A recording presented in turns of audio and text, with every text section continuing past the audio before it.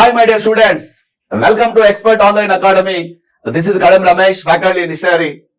My dear students, we know very well, భారతీయ లోహకార రంగానికి అద్భుతమైన సేవ చేశారు మన గుప్త చక్రవర్తులు. Guptas are given more priority for the metallurgical knowledge. భారతదేశంలో మొట్టమొదటిసారిగా లోహ రంగం అనేటువంటి లోహ శాస్త్రం అనేటువంటి సింధు నాగరికతలో స్టార్ట్ అయితే ఇది గుప్తుల పాలనా కాలంలో గొప్పగా పరిణతి చెందింది. దానికి బెస్ట్ ఎగ్జాంపుల్ ఏంటి సార్ అంటే నల్లని ఇనుప ఉక్కు స్తంభ శాసనం. The block iron pillar inscription constructed by second Chandragupta Vikramaditya, my dear students. On the memorable of శకవంశపు రాజుల పైన శకుల పైన విజయం సాధించిన గుర్తుగానే సెకండ్ చంద్రగుప్త విక్రమాదిత్యుడు కట్టించినటువంటిది ఏంటి సార్ అంటే అదే మన యొక్క black iron pillar inscription. Till it was not rusted because that is the greatest of our Indian ancient blocksmith skills.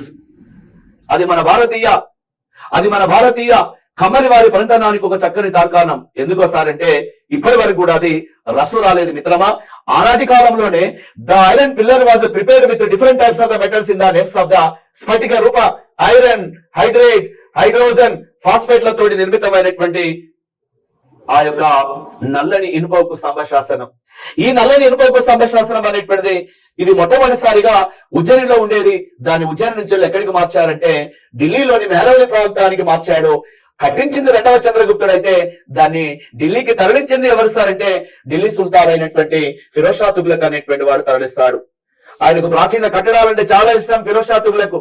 శిథిలావస్థలో ఉన్నటువంటి జీర్ణావస్థలో ఉన్నటువంటి కట్టడాలను రీకన్స్ట్రక్ట్ చేసేటువంటి బాధ్యతగా భగవంతుడు ఆయన కల్పించాడు. అందుకనే ఫిరోజ్ షా తుగ్లక్ అనేటువంటి వాడు ఏం చేశాడంటే ఉజ్జయినిలో ఉన్నటువంటి నల్లని ఇనుప ఉక్కు స్తంభ శాసనాన్ని దాన్ని ఢిల్లీకి తరలించారు.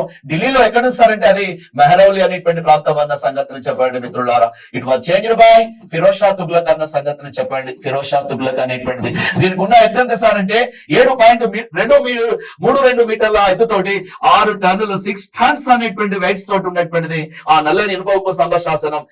ఈ యొక్క గుప్తుల పాలనా కాలంలో లోహ శాస్త్రాన్ని గురించి రాసినటువంటి ఒక అత్యంత అద్భుతమైనటువంటి పుస్తకం ఏంటంటే అమరకోశం అన్న సంగతిని చెప్పండి సార్. ఈ అమరకోశం అనేటువంటి పుస్తకం రాసింది ఎవరు సార్ అంటే అమరకర సింహుడు అనేటువంటి వాడు రాస్తాడన్న సంగతిని చెప్పండి. అమరకర సింహుడు అనేటువంటి వాడు ఈ యొక్క అమరకోశం అనేటువంటి కావ్యాన్ని రాయటం జరిగింది. The book denotes about the metallurgical knowledge of the Gupta dynasty and he was lived in the court of the second Chandragupta విక్రమాదిత్యుడు. Right my dear students.